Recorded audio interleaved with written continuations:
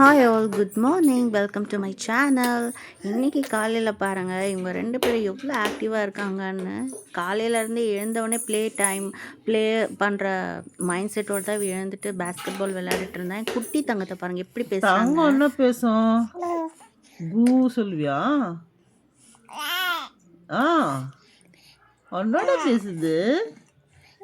சின்ன வாயில, குட்டி குட்டி வாயில. இது என்ன அண்ணா பேசினுக்குது இது? இப்பயா இவ்வளோ சீக்கிரம் எழுந்துக்குனீ? இப்பயா இவ்வளோ சீக்கிரம் எழுந்துக்குனீங்க? ஒன்னத்துக்கு எந்திக்கிச்சு பட்டு.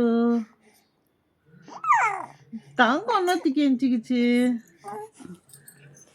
முட்டைக்கண்ணு தங்கம்.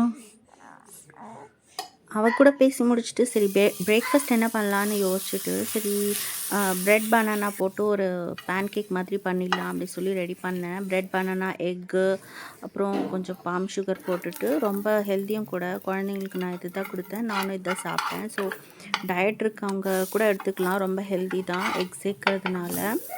அண்டு நான் வந்து இது கீ ஆட் பண்ணிக்கிட்டேன். ஸோ டேஸ்ட் வைஸும் ரொம்ப டேஸ்ட்டாக இருக்கும். என் குழந்தெல்லாம் இந்த மாதிரி என்ன டிஃப்ரெண்ட்டாக செஞ்சு கொடுத்தா இஷ்டமாக எல்லாமே சாப்பிட்ருவா. முட்டை சாப்பிடல அந்த மாதிரி குழந்தைங்களுக்கு கூட இந்த மாதிரி செஞ்சு கொடுத்தா நல்லா சாப்பிட்டு. ஆஃப்டர்நூனுக்கு நான் பிளான் பண்ணது வந்து பூண்டு குழம்பு தான். ஸோ இது எங்கள் அம்மாவோட ரெசிபி தான், செம்ம டேஸ்ட்டாக பண்ணுவாங்க.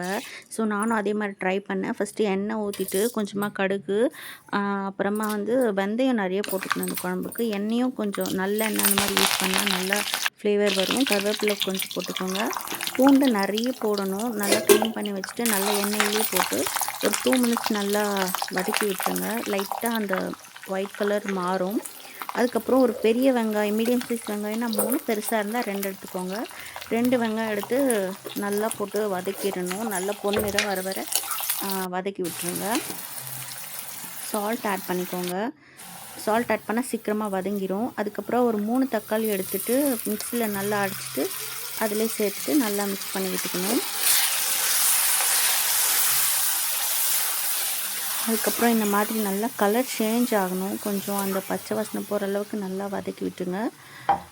அதுக்கப்புறம் சில்லி பவுடர் ஆட் பண்ணிக்கலாம். ஒரு 2 ஸ்பூன் ஆட் பண்ணேன். ஸோ இது வந்து காரம் கொஞ்சம் கம்மியாக தான் இருக்கும். ஸோ உங்களுக்கு காரம் அதிகமாக வேணும்னா நீங்கள் ஒரு எக்ஸ்ட்ரா ஒரு ஸ்பூன் அந்த மாதிரி கூட நீங்கள் போட்டுக்கலாம். ஏன்னா குழந்தைங்களுக்கும் நான் கொடுப்பேன். ஸோ பூண்டு ரொம்ப நல்லது சில்ட்ரன்ஸ்க்கு. ஆனால் சாப்பிடுவாளான்னு தெரியல, இதான் ஃபஸ்ட் டைம் கொடுக்கலான்னு ட்ரை பண்ணியிருக்கேன். அப்புறம் புளி தண்ணி கொஞ்சம் நல்லா திக் பேஸ்ட் மாதிரி அரைச்சிக்கோங்க. ஏன்னா இந்த குழம்பு கிரேவியாக இருக்கணும், தண்ணியாக இருக்கக்கூடாது. ஸோ கொஞ்சமாக புளியை திக்காக அரைச்சி அந்த பியூரியை ஊற்றிடணும். அதை நல்லா ஊற்றின பிறகு நல்லா மிக்ஸ் பண்ணி விட்டுருங்க. லைட்டாக தண்ணி ஆட் பண்ணிக்கலாம், கொஞ்சம் கிரேவியாக வரணும். ஏன்னா அது நல்லா சுண்டிருச்சுன்னா இன்னுமே திக்காக கட்டியாயிரும்.